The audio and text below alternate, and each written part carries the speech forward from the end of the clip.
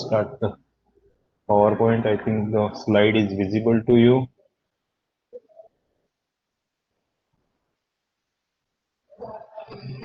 We have already seen some of the concepts associated with the routing. This particular routing helps us in defining the path of propagation.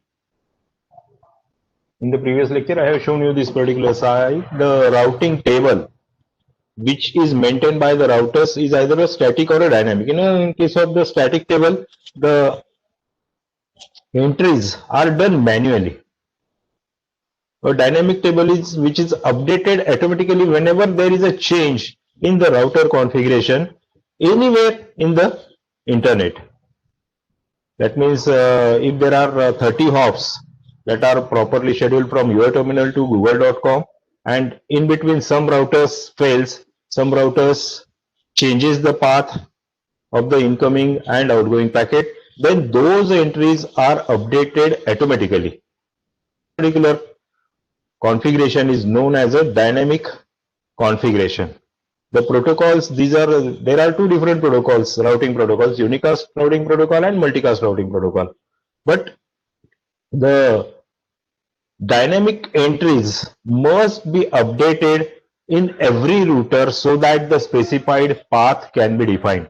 In case of ARP, we have seen that the packet is, the query packet is given to all the terminals in the network, and only the specific terminal response.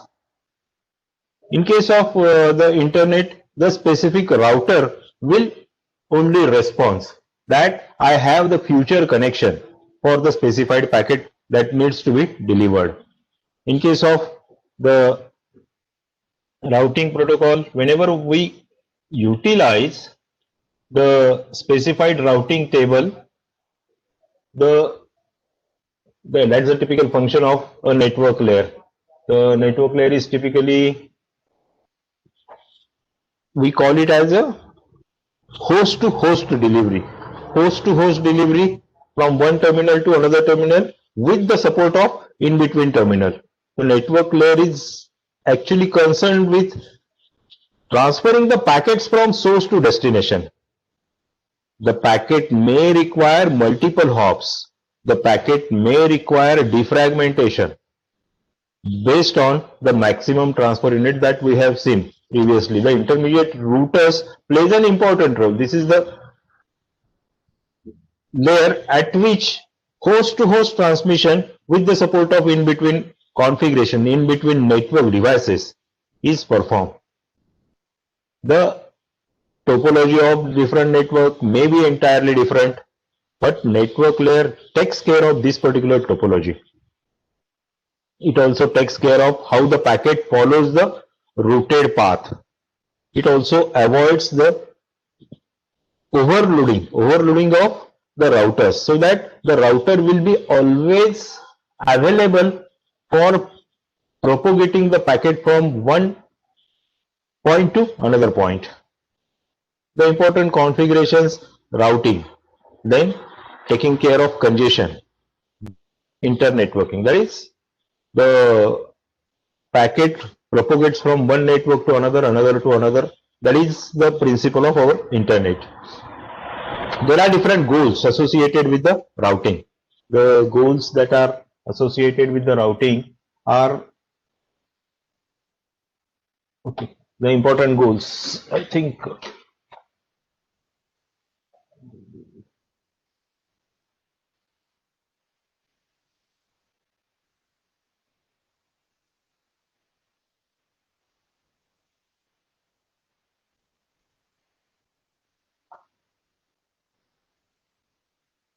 The correctness, simplicity, robustness, fairness, and optimality. What are those? The process of forwarding the packets in a network must have some intended destination. That is, the specified destination must be in the mind of an router. Then and then only the proper routing procedure can be elaborated or can be executed. The first goal, correctness. The routing should be done properly. and correctly so that the packets must reach their proper destination. That is the first and foremost important goal associated with the routing. Then the routing should be done in a simple manner. In a simple manner, that is simplicity. So that the overheads that are associated with the packets can be minimized whenever that particular packet leaves the router or hops from one router to another router. The number of routers are very large. In between routers, the networks of network for the internet, and that also increases the overheads associated with the packet. But that should be kept very simple, and that is the simplicity. Another important goal associated with the routing. Then next is the robustness. Robustness defines whenever a network becomes an operative network, it must run continuously years and years together without any failure. That is the robustness. The algorithms that are defined for the routing should be robust enough to handle all sorts of difficulties, hardware difficulties, software difficulties, hardware failures, software failures. But it should provide a proper configured topology so that the network becomes a robust network. That's very important. That's how nowadays, whatever may be the sort of devices that are utilized in the internet network, the functioning associated transferring of the packet goes on smoothly. That is a prime requirement. Then the next three important goals: stability, fairness, and optimality. The stability must, the routing configuration, the routing capability must be a stable one under all possible circumstances. That is very important. Whatever may be the changes in the circumstances, whether the atmospheric changes are there, whether the lightning is there, the communication media that are involved in the routing must function properly. Even if there are certain atmospheric phenomena, ionospheric radiations, even nuclear radiations, the stability of the network should be there under all possible circumstances. That's another important goal associated with the routing. Then fairness. Fairness, actually giving you the example, every node connected to the network must have or should have a fair chance for transmitting packet from one end to another end. That is, always once a router is available in the open or public network, it must be utilized, or it should have a chance of serving the inter-networking. That is fairness. Sometimes it may happen that one particular router at one particular country does not provides a propagation path, and unnecessarily we have to bear the cost of increased number of hops for the propagation of the packets. That should not happen, and that's why internet is said to be a public network. And in public network, every available possible router must be used fairly. Of course, based on the maximum transfer unit, based on the cost of communication, that particular fairness can be maintained. And then the last important goal of optimality. The routing algorithms that are used should be optimal in terms of throughput, in terms of minimizing the packet delay. That is very important. So in practical cases, there must be a trade-off, so that depending on the sustainability, the optimality can be achieved. But the throughput of the routers must be optimal without increasing packet delays, or we can say that minimum packet delays. There should be minimum packet delays, and that's how the present day internetworking utilizes different types of routing algorithms. The routing algorithms are actually the functions that are supported in the routing algorithm for achieving all these goals: correctness, simplicity, robustness, stability, fairness, optimality. Correctness, simplicity, robustness, stability I have not included in the main goals, but the stability is under all circumstances the router should provide us the stability. Then the optimality. Based on the propagation path, based on the virtual circuit that is being created, based on the datagram that is being propagated, we can classify the routing algorithms as in two broad categories. The two categories will be the adaptive routing and non-adaptive routing. In case of adaptive routing, again, centralized type of configuration and an isolated type of configuration. Then the third type of configuration can be a distributed type of configuration. Adaptive routing, centralized, isolated, and distributed. Centralized, isolated, and distributed. And in case of non-adaptive type of routing, the hop for a network, is always a dynamic. What is that? We will see in the subsequent slides.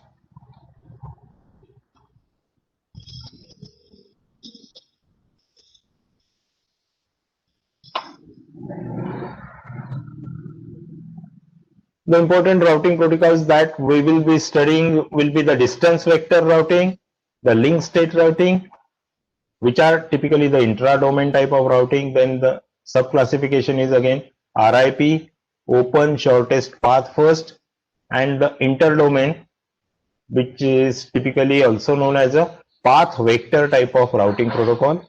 One of the practical protocol based on the path vector is backdoor gateway protocol, BGP. In case of internet at present, we are actually utilizing the link state type of routing.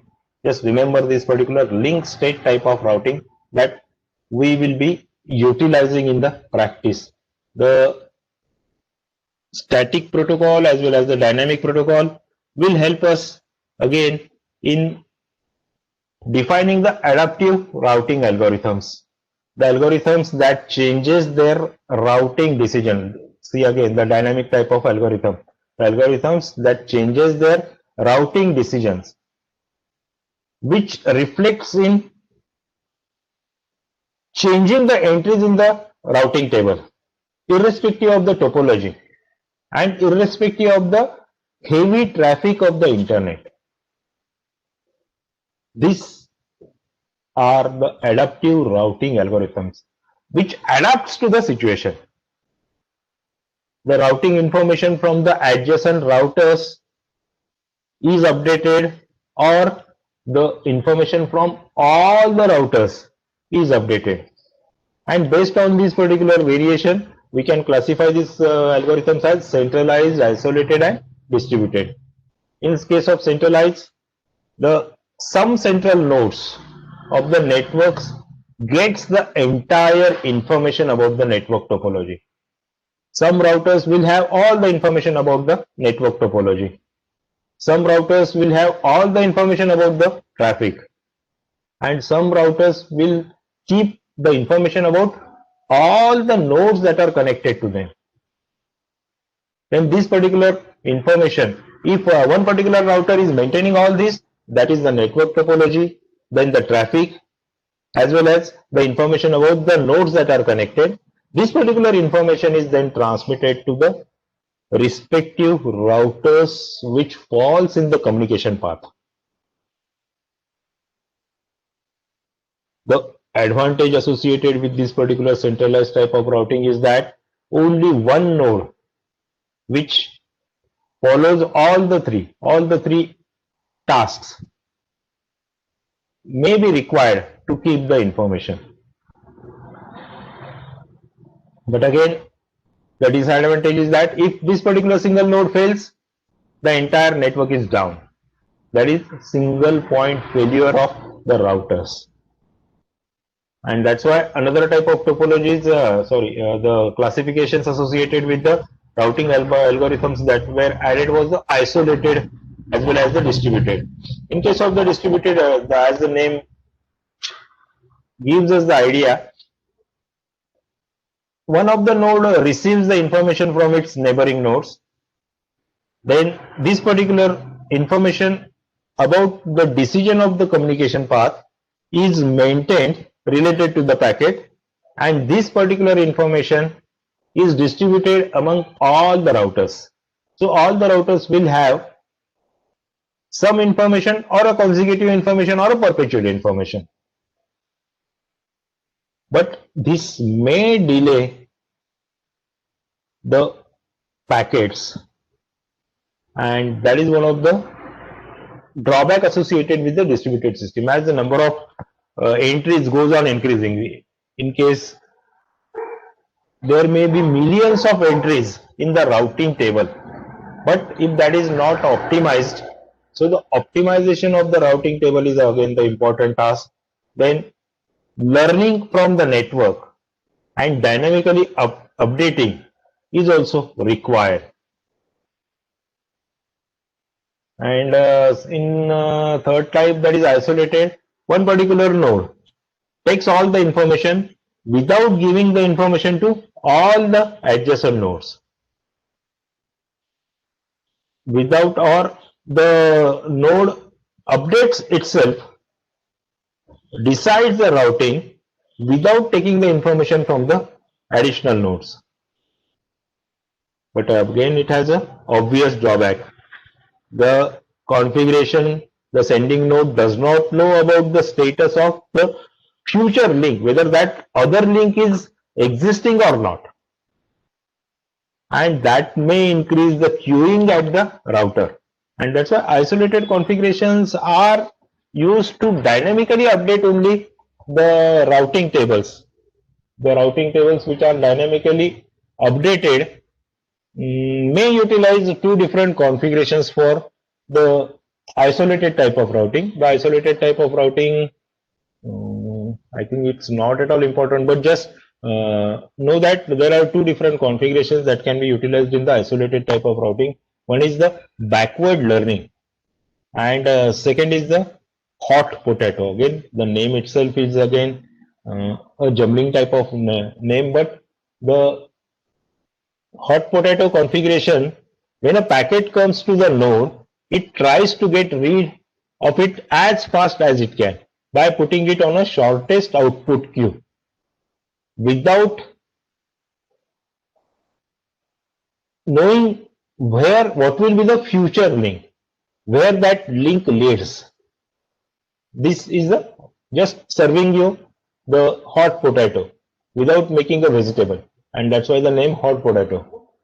A variation, now many variations of this algorithm were utilized to combine the static algorithm or the static routing with the dynamic routing. When the packet arrives, the routing algorithm takes into account both the static weights as well as the queue length, the future queue length. That's how the router learns. Then the first method, that is backward learning. The routing tables at each node gets modified by the information from the incoming packets. So whenever the packet comes to the router, it keeps all the information. Then the backward learning includes also the identity of the source node for each packet, with a incremental hop, that is transferring that particular packet to the next network. The node receives all the information associated with the hop. It also maintains the hop count, it also maintains the previous source addresses, it also maintains so that the retrieval path is already available. So whenever the reply packet is available, this backward learning helps the router to immediately finalize the path. But again, whenever we are finalizing the best route for a packet, and whenever this best route goes down, it cannot recall which is the next best route for the packet that is to be propagated. So all the nodes have to forget the stored information periodically and start all over again. That is learning again. So that's why sometimes backward learning is not at all suitable. But again, the other different configurations that are proposed in the centralized as well as the distributed type of routing helps in properly identifying the routing path.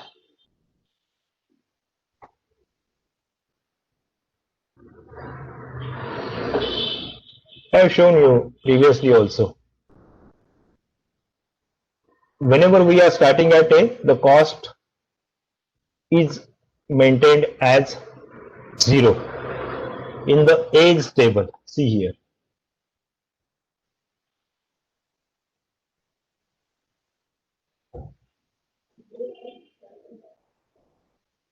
So this particular cost in A's table is kept as 0. Then cost of A to B it's 5. This is 5. Then cost of A to B, it's 2 plus 4, 6. So a lowest cost is always maintained by the router, because this is also one path, A, C, B. This is also one path. Then whenever we go to D, D to A, at D initially it's 0. From D to A, it's 3. From D to B, it's 8. 3 plus 5, that is 8. From D to B, that's why it's 8. Then from D to E, there are two different paths. 3 D, A, C, E. So 3 plus 2 plus 4, that is 9. Then second path is 3 plus 5 plus 3. 8 plus 3, 11. But this is a higher value. So the value that is kept is 3 plus 2 plus 4. That is 9. That's why whenever a path from D to E, the cost is, the minimum cost is always maintained in the routing table. And this particular configuration is known as distance vector routing. See, for all the routers, say for B, whenever we are defining the path based on the costing, for B to D, suppose I want to consider for B to D, then at B it's 0, B to D it's 8. Why it's 8? It's 5 plus 3. There are other paths also. B to D, D, C, A, D, 4 plus 2 plus 3, that is 9. But 9 is always the higher side. So the cost of communication is higher. That's why optimum cost is considered in the routing table based on the distance, based on the cost, and what will be the next path, that is always maintained here. So for B to E, the path is 3. But if this particular path fails, it will have a path with a higher cost, that is B to C 4 and C to E 4, 8. That will be another path, but when this particular path fails. And that's why the distance vector routing was previously, up to 1979, this particular distance vector routing was utilized in practice. See, for all the routers, say for E, from whenever I want to find out the cost from E to A, from this particular terminal E to A, one path is ECA, 4 plus 2, 6. That's why 6 is maintained here. Another path may be E to B, B to A. So it's 3 plus 5, 8. 8 is always more than 6. That's why 6 is maintained in the routing table. But at the same time, If this particular path is fail, that is 4 plus 2 6, that is C fails, then this particular path is maintained. And that's why here next is always maintained, that is C. From E to A, first of all E to C, then C to A. And that's why from E to C, then it's A. And that's how the cost is defined. That's what a distance vector. Please understand this particular concept of distance vector routing. It's very, very simple. We are assigning the weights for the routing path, and we are just maintaining the minimum weight assigned to the cost of communication. At the same time, what will be the next router where the hop for the packet from E to A will be there, that is also maintained. That is also maintained. From E to D.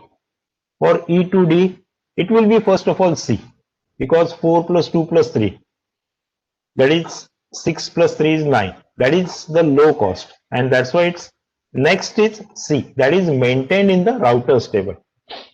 And that's how the router will follow that particular path that is maintained in the routing table.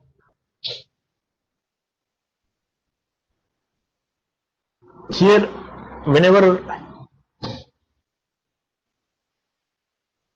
the initialization associated with the router, the initial costs are always maintained. At the same time, if the cost of say A to E is not at all known, because there is a in-between node, and if that node fails, suppose this particular C fails and B also fails, so path of A to E is not at all known, and that's why A will initially maintain its propagation value to, or the count to infinity. This particular is one of the drawbacks that is being associated with the distance vector routing, where next path cannot be defined. Say for E to A, this particular router is maintaining that there is no path that's available, infinity. It may be updated from the nearby routers, so it will be count to infinity for the path from E to D. Because A is not at all available, C is not available, B is not at all available, and that's why initialization associated with the table. Then all these figures, when this router communicates with B, this particular value will be updated. Each node share its routing table with its immediate neighbors periodically, and when there is a change. That is the configuration that we use in distance vector routing.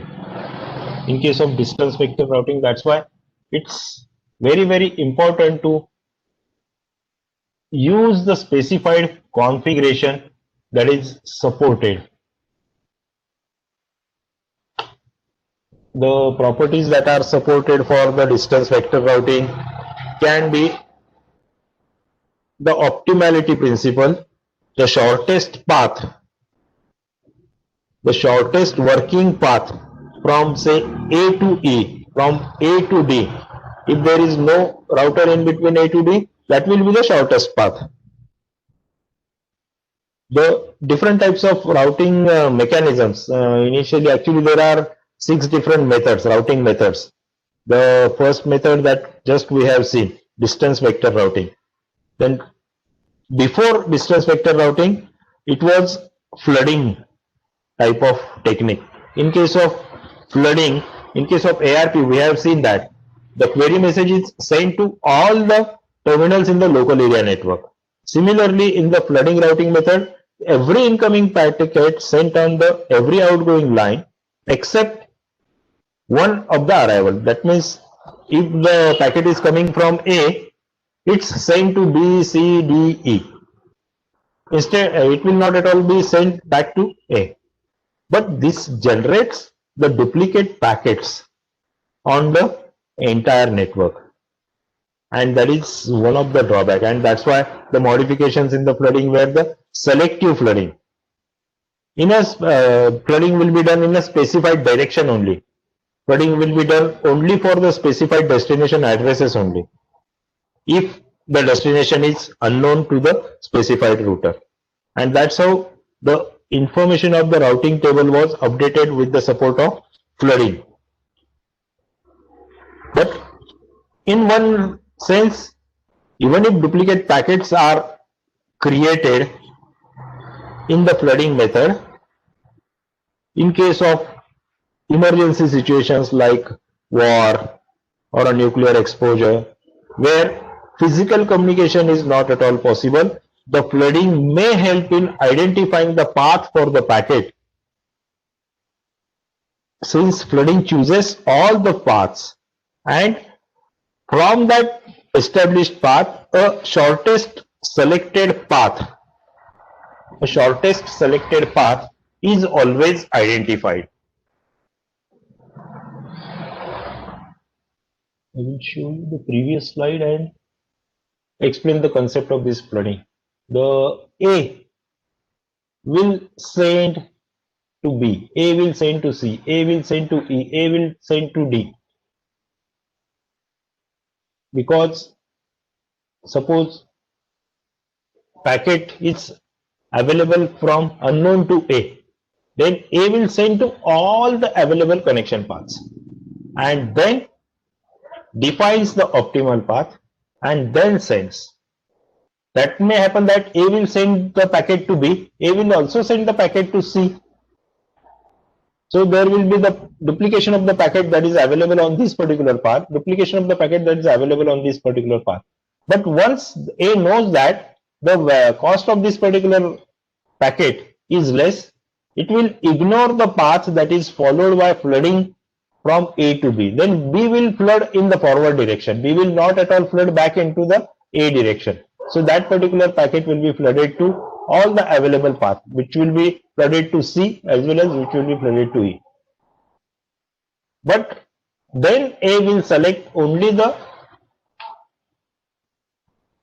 smallest path, or the cost of path which is very low, that will be only selected. That's how the flooding takes place.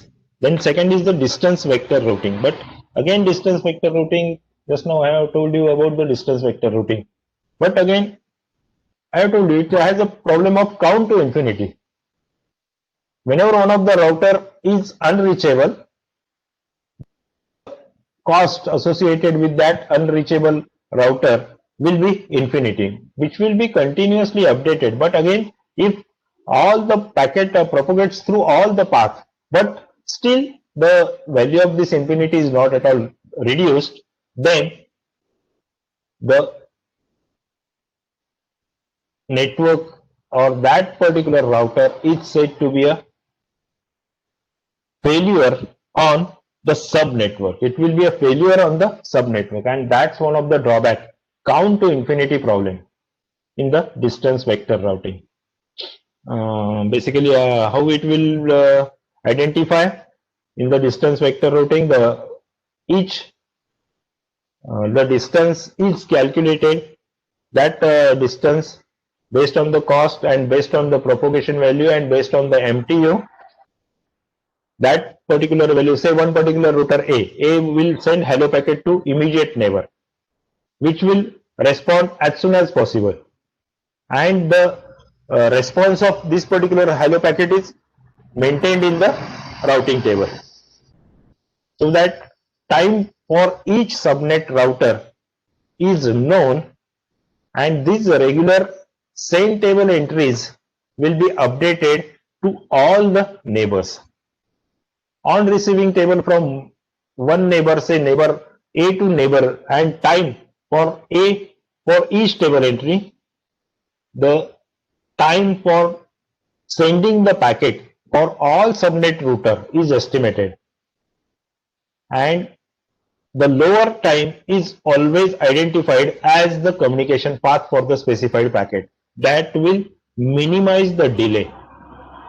The distance, though the name distance vector routing, but the distance may be any metric.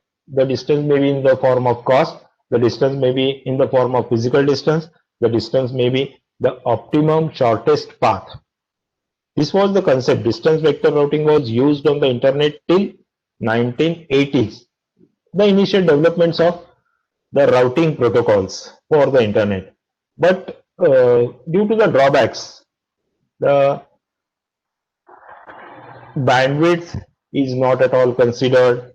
Then the queue length is a metric length compared to the time delay. That is, the time delay goes on increasing if the number of entries goes on increasing, and that may leads to count to infinity problem. And this particular count to infinity problem is minimized by the third configuration, third routing protocol, which is widely used nowadays on the internet, and that is link state routing. What happens in this particular link state routing? This particular link state routing determines complete topology and delays to the neighbor, and then distributes the information to all other routers, so that all the routers can compute the shortest path to any router. That means A is communicating with B, A is communicating with C, A is communicating with D. The complete topology and delays for sending this particular packet are again transferred. Then B also calculates, then C also calculates, then measure the cost of each of its neighbor. That is time to receive the response for the echo message that is generated. Then this particular cost will be average of 2. That is cost from A to B and cost from B to A. So the actual cost will be average of A and B, cost of A and B. Then construct a packet which contains all the information about the neighbors, so that this particular packet that is sent from A would also have information about B as well as E. Then distributed packet to all other routers, because routers will receive packet at different times. The sequencing associated with the packet can be identified by assigning a sequence number. Then routers can keep track of the router, the previous routers, then the sequence number, then the time of that particular packet. It will remember and forward the highest sequence number packet, discarding duplicate packets. So even if the packets are propagated through the different paths, the duplicate packets will be minimized. The sequence number will be lowered once a path is set, once a maximum bandwidth is allocated. It may happen that one of the router is rebooted. Once the router is rebooted, it will acquire all the information from all the nearby routers. But in that particular rebooting time, all the routers will dynamically update the information for the duration for which the router in between router is rebooted.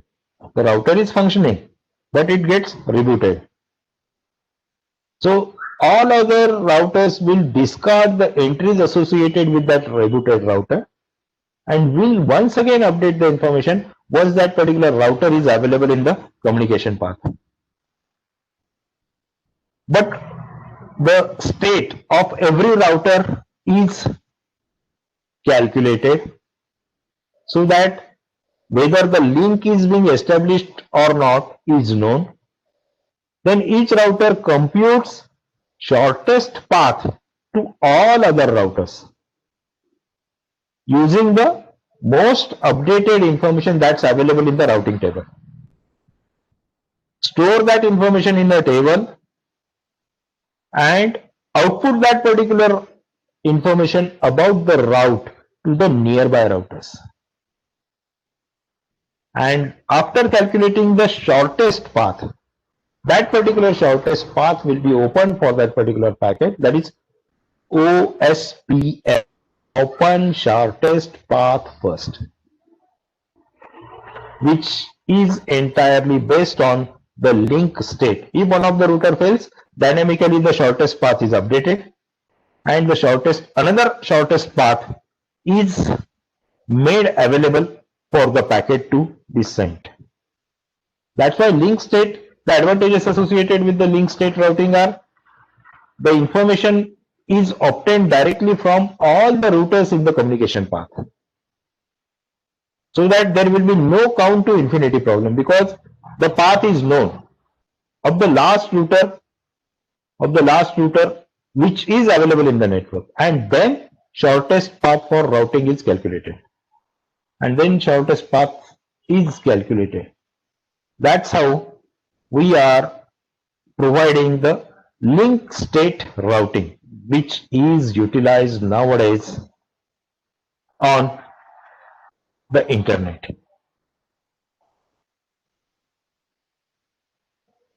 The shortest path from A to E, whatever I have shown you, from A to E, the best path is always counted, whether it's A, C, D. If C fails, it will be always A, B, E, and this is continuously operated, and that's why the shortest path of all the available routers in the network is calculated, and that's how the link state routing is.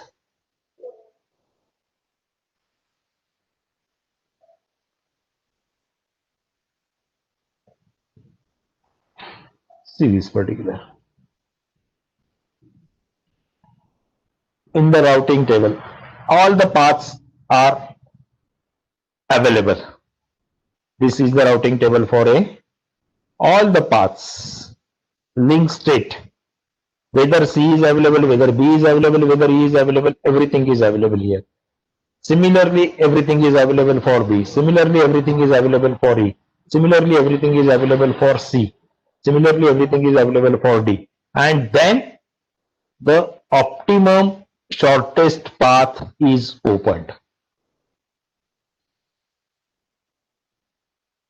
It will not at all always be, this particular information is available, D, A, B, E is available, but the shortest path will be always D, A, C, E, because the cost is 3 plus 2 plus 4, that is 9.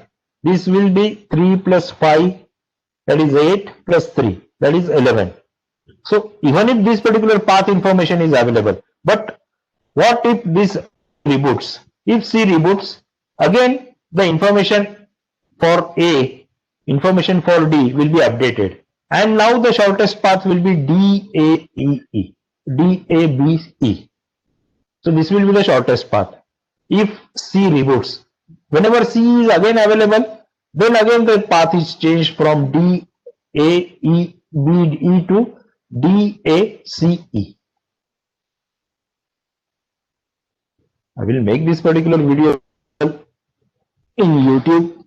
In the first learning, you will not at all understand the concept, but perpetually you will get this particular information again and again, listening to the specified concept of link state.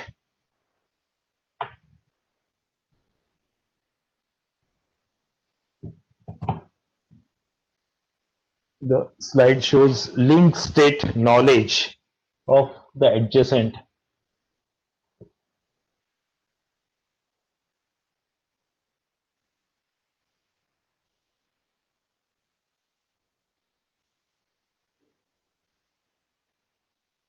Age state of link 5, 2, 3.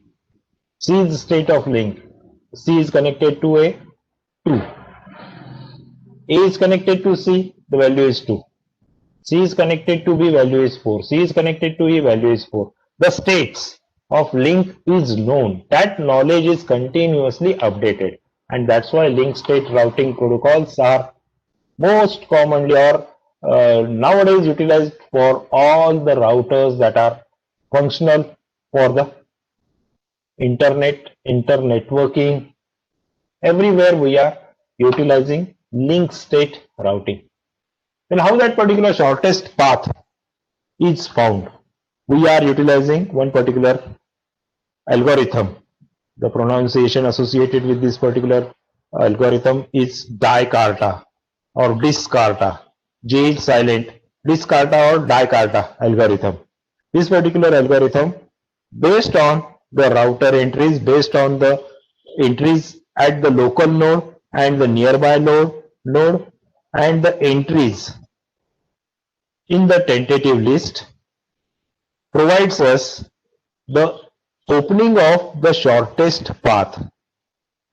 So whenever all the routers are starting, set route to local node and move it to the tentative list. Initially the tentative list is empty. If there is no destination path, then stop it. If the list is not at all empty, among the nodes in the tentative list, move the one with shortest path to the permanent list. So it will be switched from tentative list to the permanent list. Then add each unprocessed neighbor of last moved node to tentative list if that entry is not at all already there. If the neighbor is in the tentative list with larger communication cost, replace that with new one which is having a lower communication cost. And this loop will continue. If the tentative list is empty, stop. Update continuously the tentative list and update the entries from tentative list to the permanent list. This is the algorithm that is utilized over internet, Dicarta, Discarta, Discastra algorithm for opening shortest path first, which is very important. Say for this particular topology, the shortest path, how does particular, I have already explained you, shortest path. In the first, set route to A and move A to the tentative list. Then the second will be move A to permanent list and add B, C, D. A to permanent list, then B, C, D to the temporary list. Then move C to permanent list because it's the lowest. Move C to permanent and add E to tentative list. C to E or total value E to permanent list. Then move D to permanent list. Now D, because there is no additional here, move D to permanent list. Then move B to permanent list. Then move E to permanent list. Now the tentative list is empty. Now these paths are established. The shortest path spanning tree is now being established, and now the packet can propagate through this shortest path. The concept is quite simple one. From the tentative list, update continuously that tentative list. If that values are remaining static or remaining permanent, then move those to the permanent list. Same problem. Cost, next router that will be available. That will be the routing table for node A. For various areas. All these are routers. These three routers are for area 1. These three routers are for the area 2. These are known as area border router. These router. Area 0 is connected with area 1 with the support of this particular router. So it may have this particular path.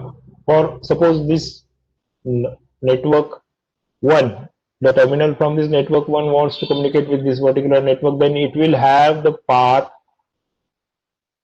So there will be one router, second router, third router. This will be the path. Similarly, the autonomous system will communicate with all other routers which may have few backbone routers, the backbone routers will continuously update the information associated with that.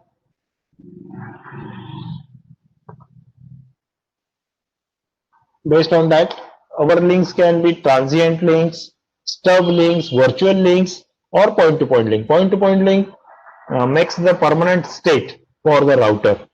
The transient will be the from temporary list to the permanent list, and which establishes the link between the routers. That the establishment of the link in the routers, point-to-point, transient, stub, and virtual.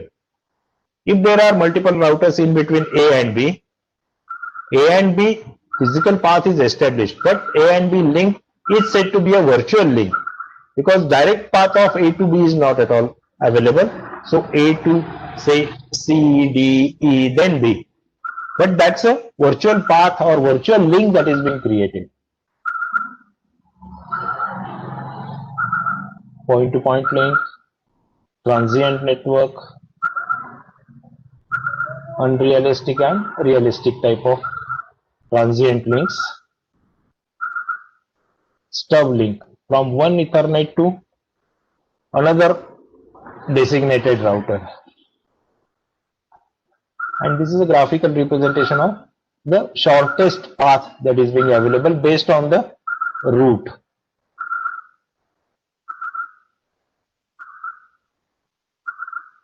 This I have explained to you the path. Initial routing tables, then stabilized table.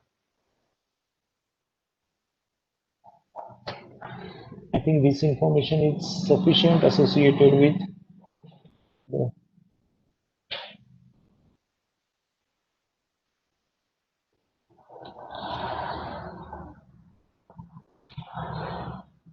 Then apart from link state routing, we have hierarchical routing. The router table in the hierarchical routers grows proportionately with the number of routers. Then the routing path reach the point where all routers have full knowledge of the network. This is also one of the routing technique that is also used on the internet, so that the information from one to another country, one country to the prioritize another country, that particular hierarchical routing can be established. The hierarchy can be maintained by dividing the network routers into the groups that are based on the region, the groups that are within the region and outside the region. Then send all out of region packets to the router that are connected to the region from one region to another region. One of the advantage is that whenever a region to region type of connectivity is to be provided, the benefit is the reduced router table in the hierarchy.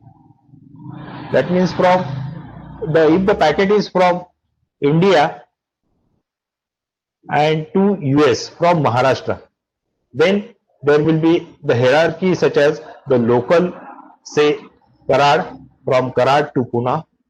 Pune will be the region-wise router for Maharashtra, from Pune to Delhi, from Delhi to say UAE through the optical fiber cable that is being laid in between India and the European countries to the Arab Emirates. So that will be the one of the shortest path, but based on the hierarchy. That is local, then area 1 that is Maharashtra, then second area 2 that is country, then third is the international border router that will provide us the communication part. And this reduces the number of entries in the router because it's the hierarchy that is being maintained. Then the next type of routing protocols are the broadcast protocols. The similar to address resolution protocol, sending packets to all destinations simultaneously. The possible approaches will be send packet to individual destination, which wastes the bandwidth. The bandwidth is not at all fully utilized. and the source must have the complete list of the destination. Then second may be the flooding, but flooding may generate too many packets, and again the duplication of the packets will consume a large amount of bandwidth. That will be a burden on the network. So it will be a multi-destination, then spanning tree from the source routers. All routers must know the spanning tree used and broadcast received packet on the entire channel, or say for one particular router, those are available for say India. The routers for India will be different. The routers for communication from India to US will be different. There will be in between routers globally. So there will be no spanning tree for distance vector routing, but it will be the broadcast routing. So it will identify, so from India, whether the packet is to be sent to Mauritius for the optical fiber link that is laid through the sea from Chennai to Mauritius, or to propagate the packet from the optical fiber that is being laid through UAE to the European. That particular broadcasting needs to be known. That broadcast routing needs to be taken in account whenever the various routing protocols specifically needs to be defined. So it will be a formation of a tree-like of structure. The tree-like of structure will, one particular tree will have the number of nodes, then the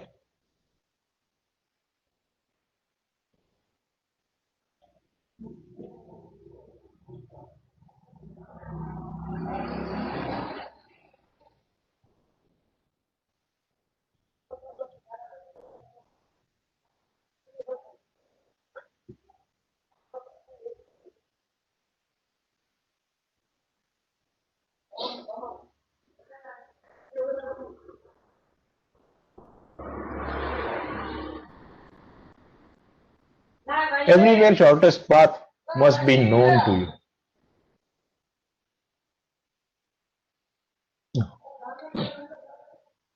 There are various types of protocols. It is not at all necessary to know all these common multicast protocols. Just remember the concept. Multicasting protocols, source based and group based.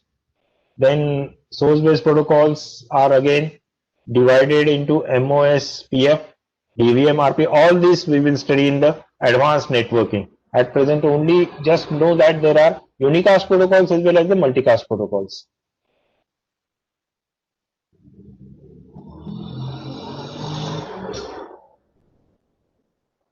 Reverse path forwarding. I think this concept we will also study in the next. At present, the concept that I have discussed today, I think that is sufficient for understanding the concept of various routing protocols. So various routing protocols, multicasting, the shortest path algorithm, Discarta. Again, there are different concepts that are used in the various types of algorithms similar to Discarta. The typical algorithms, Bellman-Ford algorithm, then Discarta, the flat. Okay, at present we will restrict our study only to the Discarta algorithm. The Discarta algorithm, I have shown you the flowchart of that Discarta algorithm. This Discarta algorithm helps us in properly finalizing the routing path. The advantages associated with the hierarchical routing, then the shortest path routing. We can say that in case of non-hierarchical type of routing, interconnected networks are viewed as a single network, where the devices may be not necessarily routers, the devices may be the gateways, the devices may be the bridges. and every node keeps the information of the every other node in the network. Let's make it very, very clear. Every node keeps information about every other node in the network. The routing calculations are done and updated for all the nodes in case of the adaptive routing. The non-hierarchical routing. In case of hierarchical routing, you can say that divide and rule. Divide the network into number of smaller parts and define the path for the destination. The network is divided into different regions, and the router for a particular region knows only about its domain on and all other adjacent routers. So the number of entries for the router will be limited, and the network is viewed as a network having different levels. One particular router for one local area, then second router for the state, the third router for the country, and the fourth router for the global connectivity. That's how the hierarchical subnetwork levels make a connection. But all nodes in its region are at one level. And it's a peer type of interface in between that. The advantage of the hierarchical type of routing is the routing tables are always limited, or the size of the routing table is quite limited or quite less or quite small. And since the size of the routing table is quite less, the calculation complexity is also quite less. So immediately the path will be decided in the hierarchical routing. But once the hierarchy is imposed in the network, if the shortest path, even if they are available, will be ignored. One typical example, say we have one particular inter-country path that is defined as a hierarchical network, that is all the Indian data will be propagated through a router that's available at Delhi. But the shortest path for the customers or the subscribers for communicating with the customers or the subscribers of internet in Bangladesh will have a nearest path through Calcutta, from Calcutta to any city in the Bangladesh, which will have a very shortest path. But that particular path will be ignored if we are defining a country path. So the subscriber in Calcutta will have a path from Calcutta to Delhi, and from Delhi to Dhaka, and then from Dhaka to the subnodes or subnets that are connected. That's one of the biggest drawback associated with this hierarchical type of routing. The direct path, even if one particular direct low cost communication path is available from Calcutta to Dhaka, that will be ignored. So this particular type of hierarchical routing cannot be said to be an optimal type of routing. The shortest path that is defined is entirely defined based on the minimum number of hops. Then there will be a lowest transmission and the propagation delay. And whenever we are talking about the queuing at the router, that particular queuing delay will be also minimized. The cost of communication entirely depends on the number of hops, then the transmission delay, then the propagation delay, and then the queuing delay. If all these three are to be properly or to be, then that will lead to the shortest path routing. So nowadays Bellman-Ford algorithm provides a proper iteration to minimum number of routers or minimum number of hops, and that's the shortest path creation. So that's the modification on the Descartes. But Descartes or Descartes algorithm is supposed to be a important algorithm in defining the shortest path for the router path. This shortest path defines for all nodes in the network. The closest node from the router is always selected in the shortest path, and the complexity is minimized. At the same time, the routing path is said to be properly terminated at a specific iteration, which minimizes the problem of count to infinity. This particular concept is somewhat difficult to understand in the computer networks. In the entire curriculum, the routing algorithms, the complexity, nowadays the Cisco is fabricating the routers which will have the artificial intelligence to dynamically adjust the routing tables based on the nodes that are connected. So AI algorithms are applied for optimizing the path, optimizing the connectivity path. And that's how the Cisco is playing a dominant role in developing the various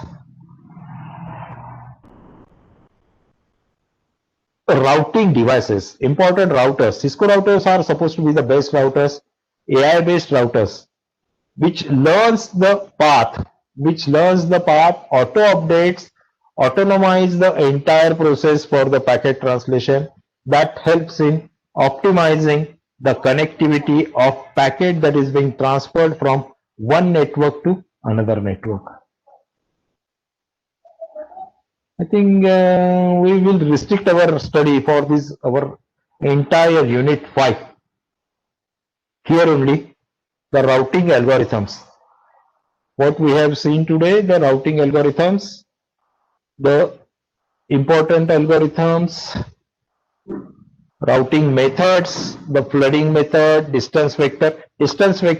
Understand the concept of distance vector routing and link state routing. The shortest path, then how actually the tree is formed. Tree is formed based on the weight. That weight defines the cost. That weight defines the delays. That weight defines the minimum amount of propagation and distribution delays.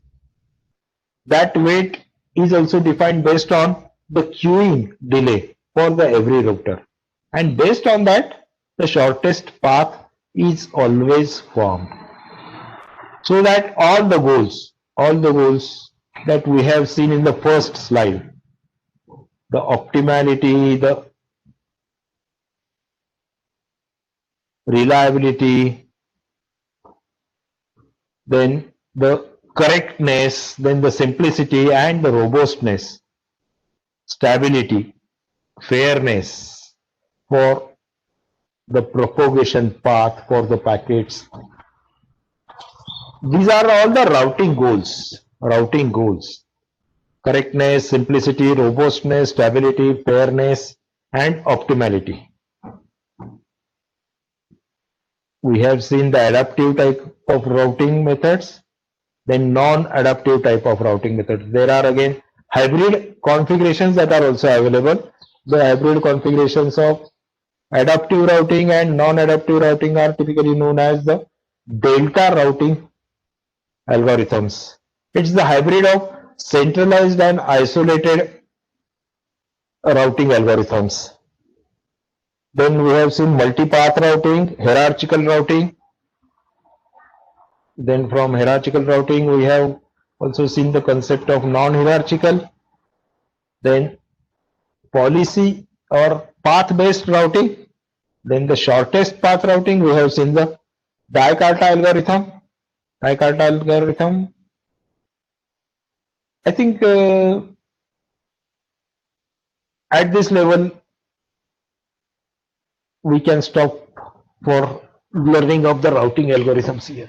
If there are any difficulties, just put it in the chat box or turn on your mic.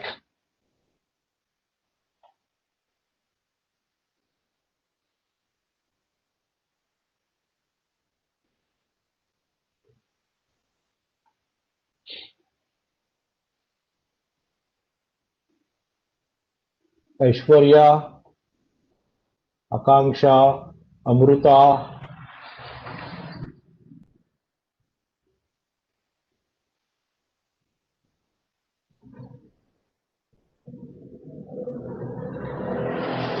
Nikhil,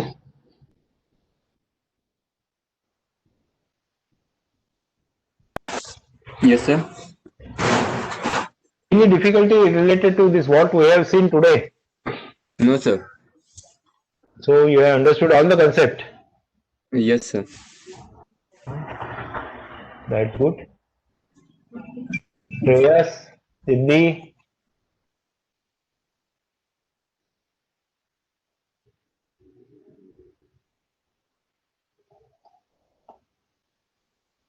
that finishes our unit 5.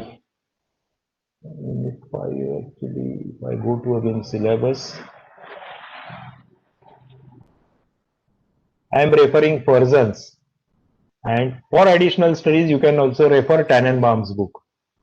But for all these, the entire network layer, unit 4, unit 5, I have referred only Furzens book. The concept is quite very clearly elaborated. Whatever I have taken is not at all available in the Furzens book, but that I have taken from Tannenbaum's book.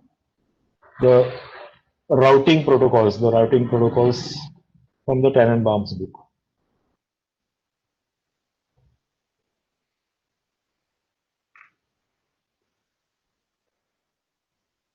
The presentation slide was from the Furzens book. The discussions related to the routing methods, distance vector routing, link state routing, flooding, that I have taken from Tannenbaum's book.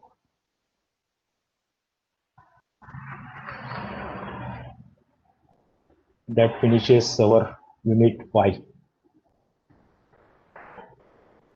Are there any difficulties?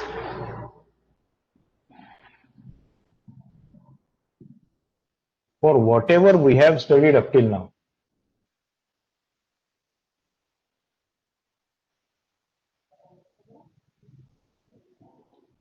Whatever we have studied. We started with reference model.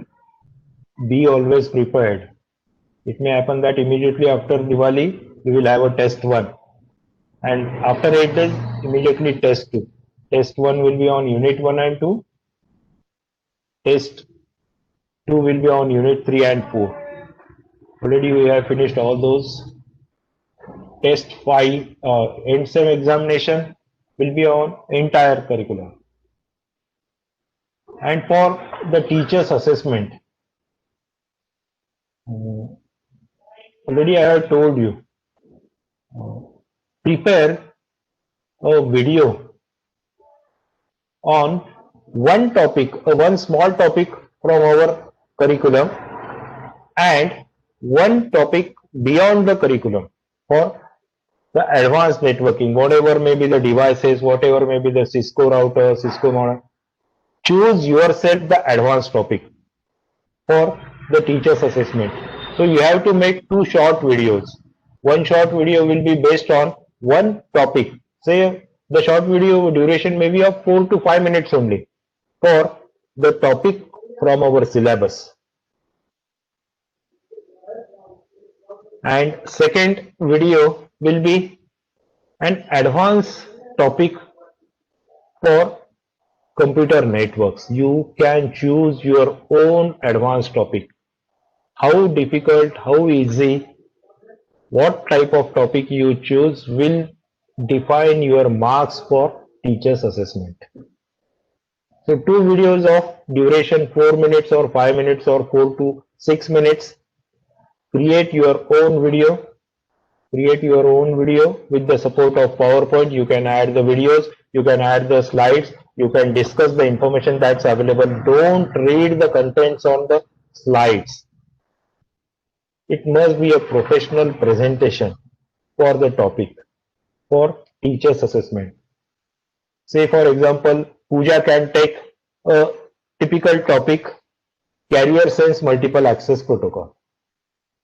She will discuss carrier sense multiple access protocol for 4 minutes This will be her one video. Second video, maybe she can choose any advanced topic,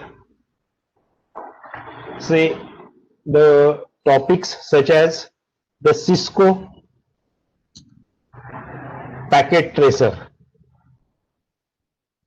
Whatever she has learned in earning that particular certificate, she can discuss the Cisco packet tracer, or she can discuss network simulation tool, any type of network simulation tool, but that duration is again 4 to 6 minutes.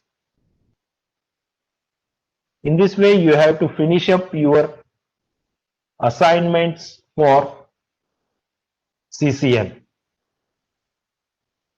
If there is any difficulty, we'll discuss it. And you have to submit it,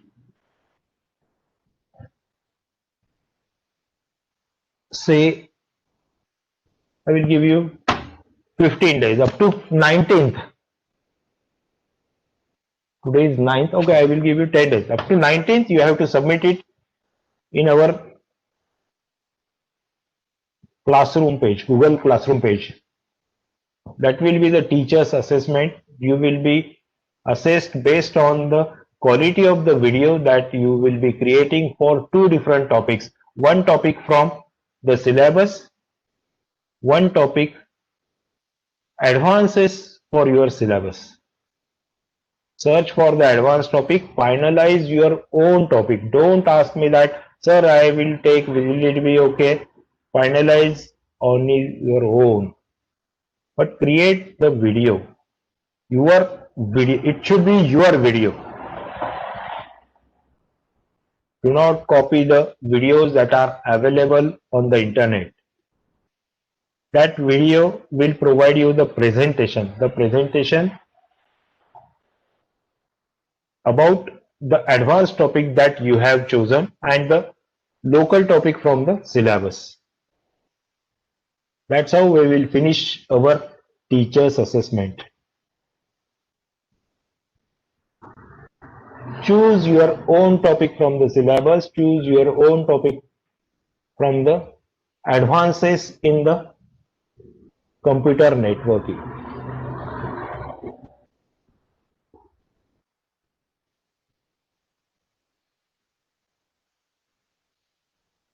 If you are having any difficulty, then we can discuss about it related to this teacher's assessment.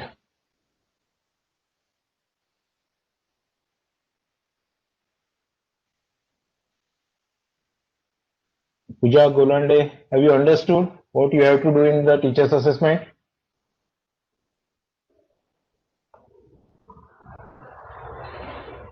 Payal, Divesh, Yes, sir, understood.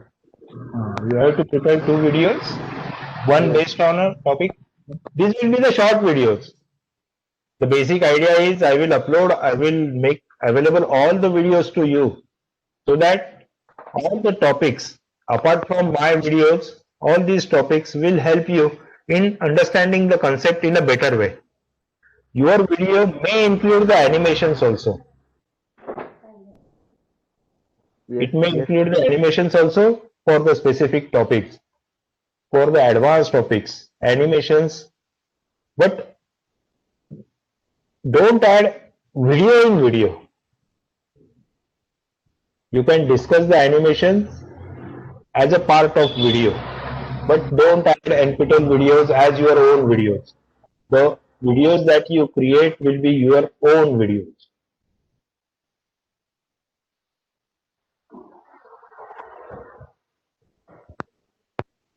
Is it clear? yes, sir. Now you can put your enrollment number and type also I have understood the teacher's assessment assignment. And that will mark your attendance.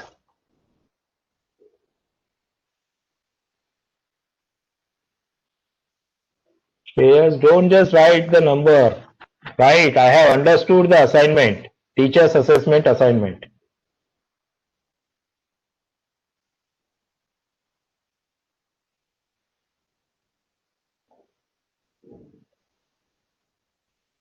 Aishwarya, don't write your number. Gauri, don't write your number. Pooja.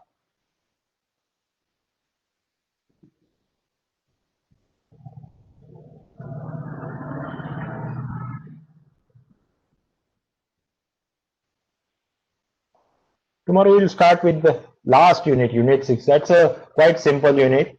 We may finish in this week by taking one or two additional lectures, or we'll finish it after Diwali.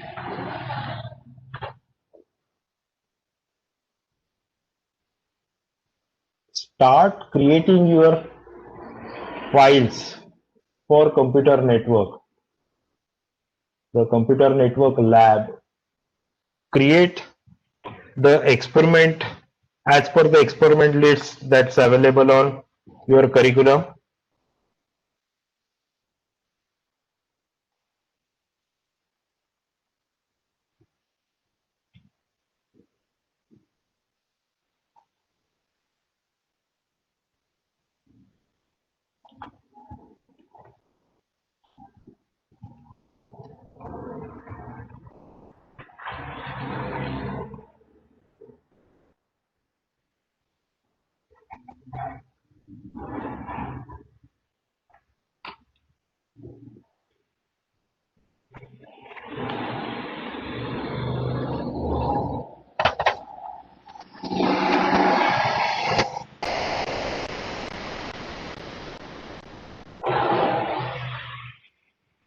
I think the concept of distance vector routing is now understood to you. I will just add that practical also. So submit that simulation of distance vector routing algorithm. And instead of token bucket algorithm, submit it for the link state routing. Simulation of distance vector routing and simulation of link state routing. Token bucket algorithm, I will discuss that particular concept in the congestion mechanisms, routing congestion mechanisms. So that finishes all your practicals. So upload the simulation. The time for uploading the simulation of distance vector routing algorithm will be 7 days. In the next week, you have to submit that simulation of distance vector routing. So that will finish all your practicals. If you haven't understood the concept of distance vector routing, then ask it, because you have to simulate in any language, either simulate in Java or simulate in MATLAB or any suitable displayable language. So that will finish all your practicals associated with the computer communication network. Note, you have to face also the Viva Voce. There is an external exam for the practicals for this. So study it properly, clear all your concepts for CCN. I am always there. You can talk to me in the group. You can talk to me personally.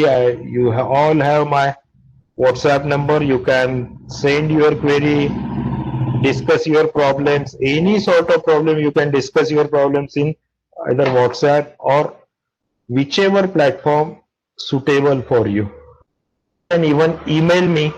My email address is in the chat box.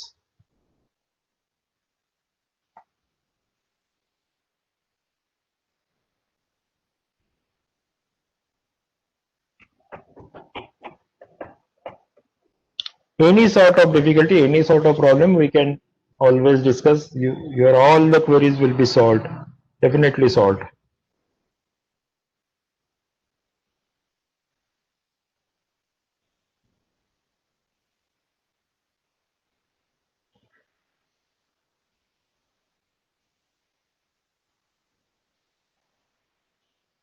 I think we will stop here only.